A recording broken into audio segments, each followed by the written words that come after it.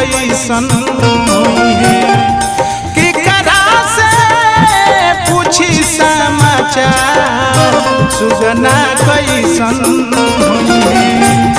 कि करा से पूछी समाचार सुगना कैसन।